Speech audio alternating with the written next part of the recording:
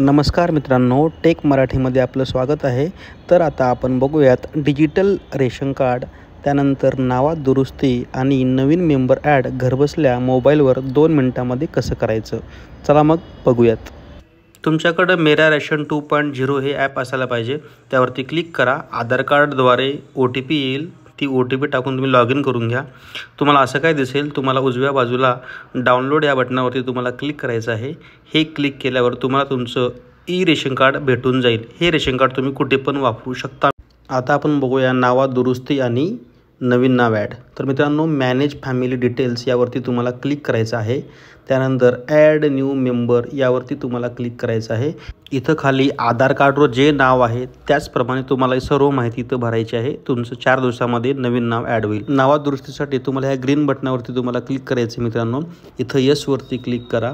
त्यानंतर तुम्हाला जे पण नाव तुम्हाला एडिट करायचं आहे ते तुम्ही इथं नाव एडिट करा आणि तुम्ही तुमचा फॉर्म सबमिट करा। 8 ते 10 दिवसामध्ये तुमचं काम होऊन जाईल।